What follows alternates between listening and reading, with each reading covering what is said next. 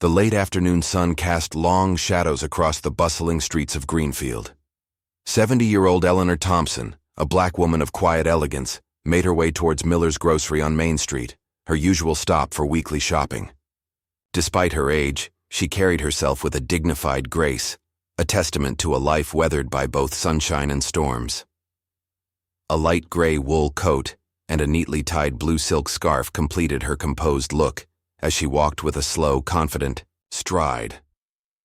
But today, the rhythm of her routine was about to be shattered. As Eleanor paused outside the store, list in hand, 2 white police officers across the street took notice. Officer Miller, a towering figure in his 40s with a thick, bristly mustache, arched an eyebrow in Eleanor's direction. Beside him stood Officer Davis, younger, barely 3 years on the force. "Hey, that old lady's been standing there a while," Miller grumbled, his voice low. "Looks suspicious." Davis shrugged, but his eyes followed Miller as the older officer started across the street towards Eleanor. "Ma'am," Miller's voice boomed, laced with suspicion. "What are you doing here?" Eleanor looked up, her brow furrowed slightly. "I'm checking my shopping list, officer. Is there a problem?" Davis moved to Miller's side, arms crossed, his gaze unwavering. "Can we see some ID, ma'am?" Eleanor's spine straightened. She'd faced this kind of unwarranted scrutiny countless times. "I don't believe that's necessary. I'm not doing anything illegal." Miller scoffed, his eyes hardening. "We've had reports of suspicious activity in this area. We're just doing our job." "Suspicious activity?" Eleanor's voice sharpened with a hint of sarcasm. "I've been here for maybe 5 minutes. If I were a white woman, would you be approaching?" "Me like this?" Davis glanced uneasily at Miller, but his senior officer didn't flinch. "Are you resisting an officer, ma'am?" Miller's voice took on a menacing edge. Passers-by began to notice, some stopping to watch. A young black man pulled out his phone, pointing the camera. "I am not resisting," Eleanor stated calmly, deliberately. "I'm simply asking for a valid reason for this intrusion." Miller's patience snapped. "You're going to come with us to the station to clarify your identity." "I am not going anywhere." Eleanor stood firm, her gaze unflinching. Miller took a step closer, his hand hovering near his belt, close to his weapon. "You don't have the right to refuse." Davis shifted uncomfortably, but Miller pressed on, his voice rising. "I demand you produce identification immediately, or we will arrest you for obstruction." "I have no obligation to provide papers when I've done nothing wrong," Eleanor replied, her voice steady despite the rising tension. Miller exhaled heavily, frustration radiating off him in waves. "This old woman is really something." Abruptly, he reached out and shoved Eleanor's shoulder, not hard, but enough to throw her off balance. Eleanor stumbled, gasped, and fell heavily to the sidewalk. A collective gasp rippled through the small crowd. "What the hell?" a woman screamed. Eleanor's handbag spilled open, its contents scattering across the concrete. But instead of panic, a deep breath filled Eleanor's lungs. She slowly sat up, her hand reaching for her cell phone. "What are you doing?" Davis asked, a tremor of worry in his voice. Eleanor calmly navigated to her contacts and tapped a name. Miller sneered. "Who you calling?" "A lawyer." "Gonna cry for help?" Her eyes locked. Onto Miller's, her voice calm but razor sharp. "No, I'm calling my son." Miller barked out a laugh. "Oh yeah? And who's your son? Some preacher from a backwoods church?" The call connected. A deep, authoritative male voice resonated from the phone's speaker. "Mom, what's wrong?" Eleanor's voice was composed. "Son, I'm being harassed by 2 police officers right in front of Miller's Grocery." Miller and Davis froze, recognition dawning in their eyes. That voice? It was chillingly familiar. "Mom, are you okay?" "Mom is fine," Eleanor continued. "But these 2 officers seem intent on arresting her just for standing in front of a store." "Too long," the crowd murmured, shifting restlessly. A man in the group chuckled loudly. "You cops are in trouble now. The Attorney General is listening." Color drained from Miller and Davis's faces. "Attorney General?" Davis stammered, his voice barely a whisper. The voice on the phone turned icy, steel in its tone. "Mom, put me on speakerphone." Eleanor pressed the speaker button. The man's voice now filled the air, clear and resonant, reaching the two officers and the hushed onlookers. "I am Marcus Evans, the Attorney General of the United States, and I want to know the names of the two police officers who are harassing my mother. Now." Miller's face was ashen. Davis swallowed hard, beads of sweat popping out on his forehead. The air crackled with tension. The two officers stood petrified, disbelief warring with dawning horror. "Attorney General," Davis repeated, his voice cracking. Miller remained speechless, his face devoid of color. People around them whispered, phones rising to record the unfolding drama. "It seems you didn't hear me." Marcus Evans's voice cut through the silence, strong and unwavering. "I am Marcus Evans, Attorney General of the United States. I demand that those two officers immediately state their names and badge numbers." Davis stood frozen. Miller, eyes darting, searched for an escape route. He tried to salvage the wreckage, but his voice trembled, losing all its previous bravado. "Sir, we were just doing our duty. No intention of insulting your mother." "Name and number," Evans growled, cutting off Miller's pathetic attempt at justification. Eleanor looked directly at the two officers, her expression a mixture of weariness and resolve. She'd endured this kind of injustice too many times, but this time things were going to be different.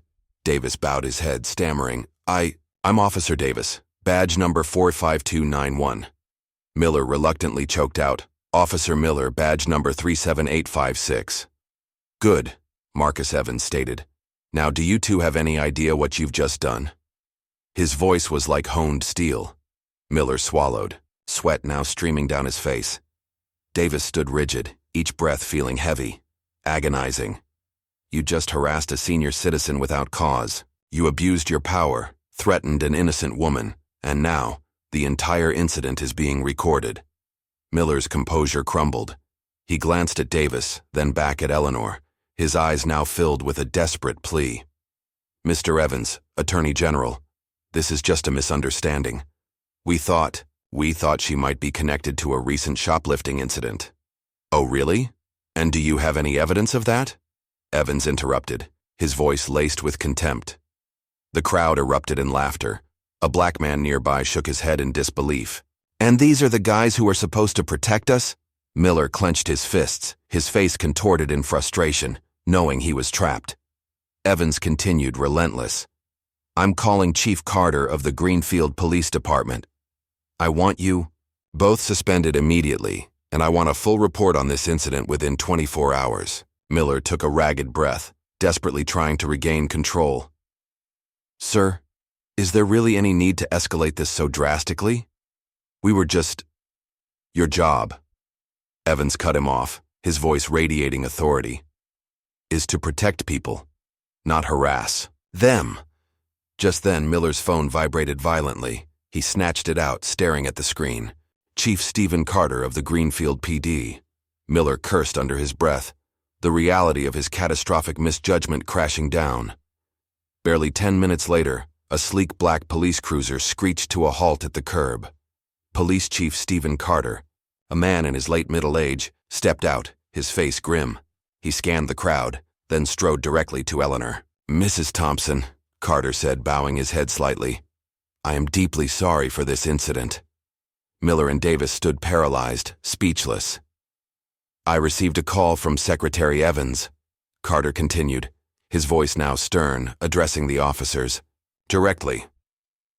These two officers are suspended immediately pending a full investigation." The crowd gasped. Then a smattering of applause broke out, growing into a wave.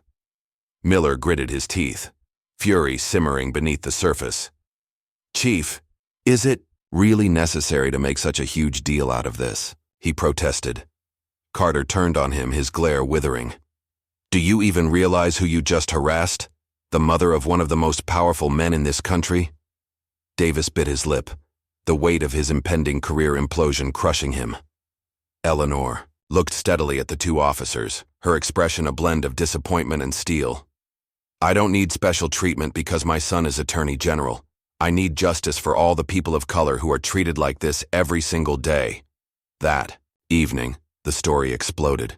Videos of the incident went viral, racking up millions of views in hours. Sheriff Carter, scrambling to contain the damage, held a press conference. We are taking this matter extremely seriously. We are committed to transparency and fairness. But the public wasn't buying apologies. They demanded accountability. Miller and Davis were immediately suspended, facing potential dismissal and even prosecution for abuse of power.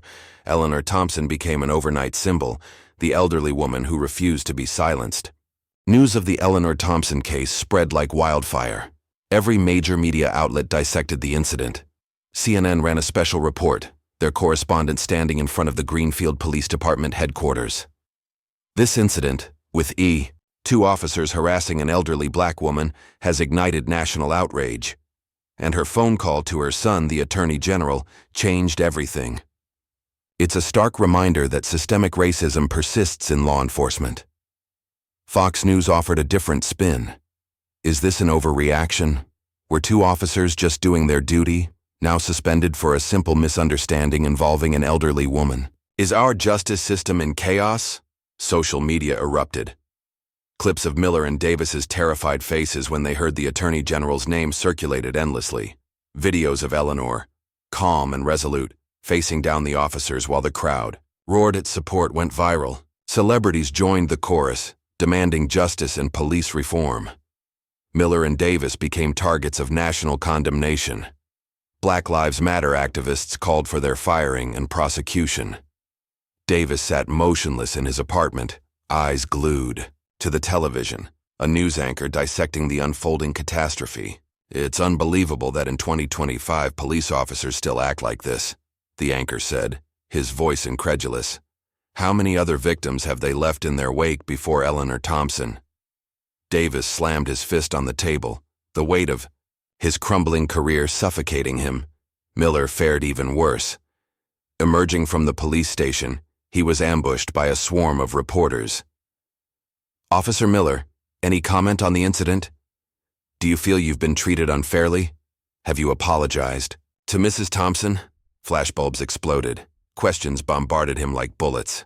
Desperate, Miller pushed through the throng, calling a lawyer, hoping to somehow escape this nightmare. Under relentless public pressure, the Greenfield Police Department scheduled a major press conference. Sheriff Stephen Carter stepped to the podium, facing a sea of reporters. After a thorough review of the incident, we have terminated Officers Davis and Miller for abuse of power and discriminatory conduct. The room erupted. Cheers, nods of approval, and a few murmurs of dissent. Carter continued. We are also collaborating with the Department of Justice to develop a new training program to combat racial bias in policing. The scene was broadcast, live across the nation. Davis and Miller watched in stunned silence in their separate apartments. Damn, Davis whispered, the finality of it all sinking in. Miller clenched his phone, wondering if there was any way back, but the storm didn't subside. In Greenfield, protests erupted. People marched, holding signs. Justice for Eleanor. No more racist police. Retrain the force now. CNN showed live footage of a young woman holding a banner. Today it's Eleanor. Tomorrow it could be my mother, my grandmother, me. A smaller counter-protest emerged. Police lives matter, their slogan. Police are human too. We can't work in fear. But the Justice for Eleanor movement dwarfed them. In Washington, D.C., Attorney General Marcus Evans held a press conference. This is not an isolated incident of harassment, he declared, his voice resonating with power. It is a symptom of a deeper sickness in our policing system, and I will not let it go unanswered. Evans announced a comprehensive reform plan, mandatory anti-racism training, stricter oversight of misconduct, and a special commission of inquiry. As Attorney General, it is my duty to uphold justice, but as Eleanor Thompson's son, it is my sacred responsibility to protect my mother and all black mothers in this country. His words reverberated across America. Davis lost everything: job, pension, privileges. His wife filed for divorce, taking their child, leaving town. Threatening messages flooded his phone. "We know where you live. Get out. You're a disgrace." Davis lived in fear, a pariah, doors locked, terrified of recognition. From officer to outcast, his life shattered. Miller, unlike Davis, hired a lawyer, determined to fight back. He appeared on a TV show, desperately trying to salvage his reputation. "I'm not a racist, I was just doing my job. I had no idea Eleanor Thompson was the Attorney General's mother." But the audience was unmoved. Social media exploded with outrage. "You don't need to know whose mother she is. She's an American citizen and deserves respect. Ignorance is no excuse for abuse of power." Over 200,000 signatures demanded Miller's prosecution. His career was over.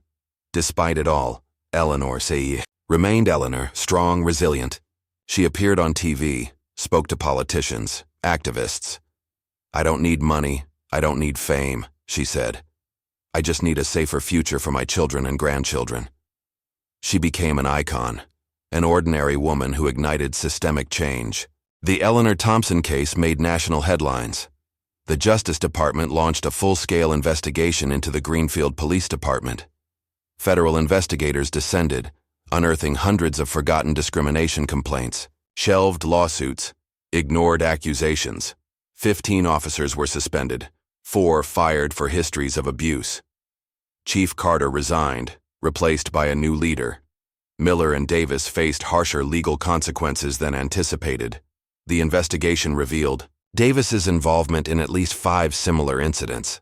2 black victims came forward, accusing him of excessive force. Davis was charged with abuse of power and assault, facing up to 5 years in prison. He was arrested at his home, ironically, by former colleagues. Images of Davis in handcuffs went viral, a symbol of the downfall of unchecked authority. Miller, facing potential prosecution, shifted tactics. He appeared on another TV show, a starkly different demeanor. "I was wrong," he admitted, humility replacing arrogance. "My prejudices clouded my judgment. I apologize to Eleanor Thompson, her family, and everyone who has been unfairly targeted." The apology didn't save his career, but it likely spared him prison. Instead, Miller was sentenced to 500 hours of community service and mandatory social justice training. Justice of a sort was served. Eleanor returned to her quiet life in Greenfield, but everything had changed. She was no longer invisible. Walking down the street, people greeted her with reverence. "God bless you, Mrs. Thompson. You're an icon to us. Thank you for standing up." A year after the incident, America was different. In Greenfield, after Chief Carter's resignation, Jessica Ramirez, the town's first Latina police chief, took office. "Greenfield will no longer be a land of injustice," she declared on Inauguration Day. "We will rebuild trust." Sweeping reforms followed: mandatory anti-racism training, body cameras for all officers, an independent oversight board for complaints. For the first time, Greenfield residents began to believe in real justice. Davis, after a grueling trial, was sentenced to 4 years in federal prison, the irony lost on no one, surrounded by the people he had once oppressed. Images of Davis in prison garb, head bowed, became another potent symbol. Miller, completing his community service, joined a nonprofit aiding communities targeted by police discrimination. "I thought I was innocent," he confessed at a seminar. But silence in the face of injustice is a sin. Miller became a symbol of redemption, proof that change was possible. Eleanor Thompson, even in her advanced years, remained a force. She spoke on television, to students, at social justice seminars. When asked about the impact of her phone call, she simply smiled. "I never imagined one phone call could change America." The image of the small, resilient woman became etched in American history, a symbol of justice, remembered. She hadn't just changed her life, she'd changed a generation. Eleanor Thompson's story isn't just a story, it's a mirror reflecting the ongoing struggle for justice and equality. It reminds us that change, even monumental change, can begin with a single act of courage, a single voice refusing to be silenced. Share this story. Discuss it with your friends and family. Let's learn from Eleanor's resilience and Marcus's unwavering commitment to justice. The fight for a truly just and equitable society is far from over, and it requires all of our voices, all of our actions. What will you do to ensure that Eleanor's legacy continues to inspire change?